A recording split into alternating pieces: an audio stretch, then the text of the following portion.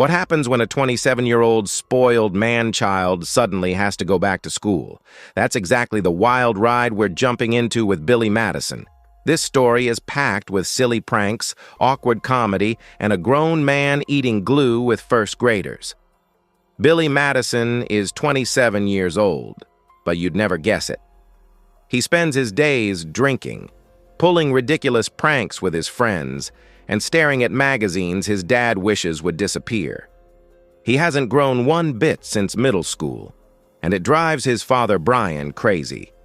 Brian is the founder of one of the largest restaurant chains in America, and he always dreamed of passing his fortune down to his son. But looking at Billy's lifestyle, he's not so sure anymore. One evening, Brian hosts a dinner party with some of his closest business associates. Among the guests are Eric, the company's vice president, and Carl, the operations manager. They're both trusted advisors who help Brian make big decisions.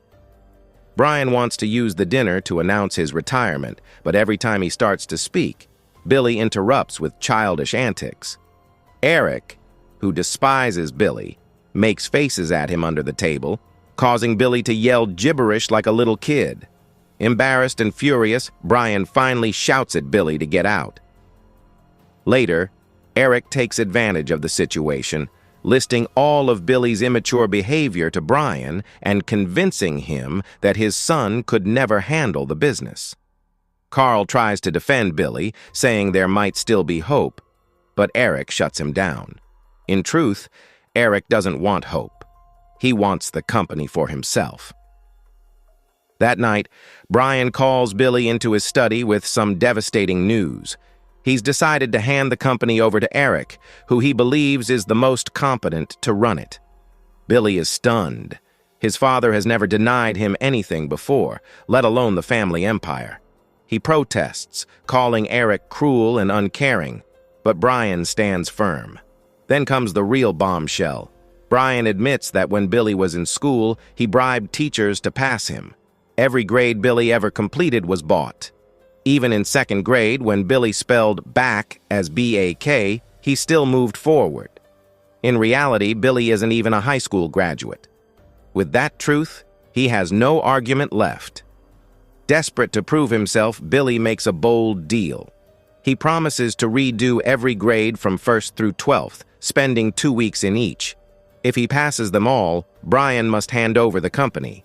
If he fails, Eric becomes president.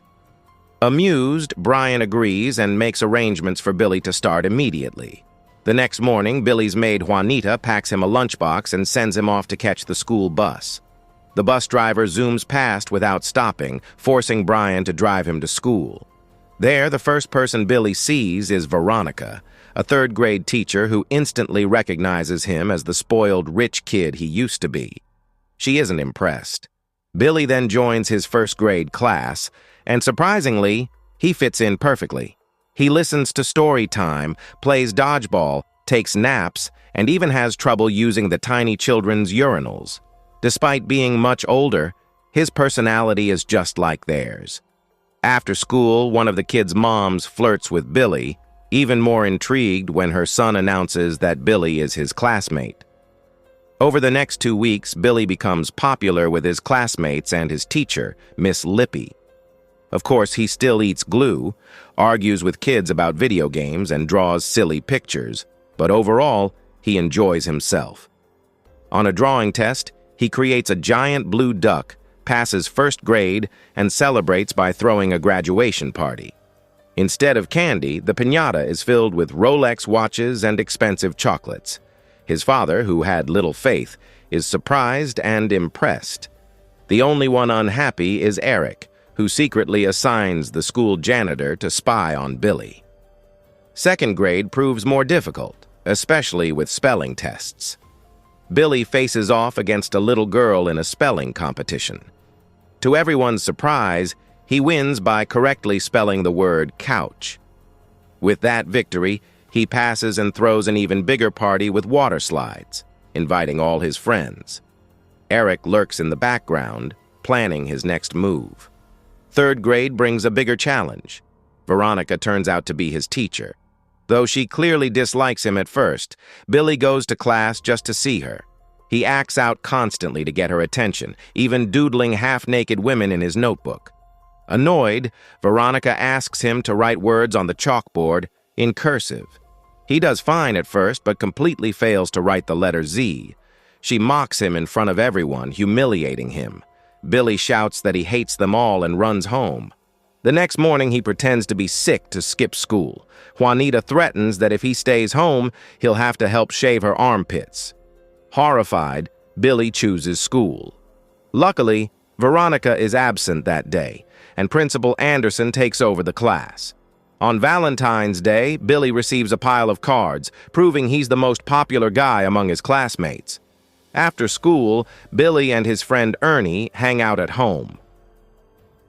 Missing Veronica, Billy asks Ernie to call her and find out if she likes him. Ernie casually asks if she'd date anyone from their class, but Veronica dismisses Billy as immature and hangs up. The next day, on a school field trip, some boys dare Billy to touch Veronica's chest. Billy takes the dare, pretending to trip and fall on her. Veronica calls him out, and the kids laugh at his embarrassment.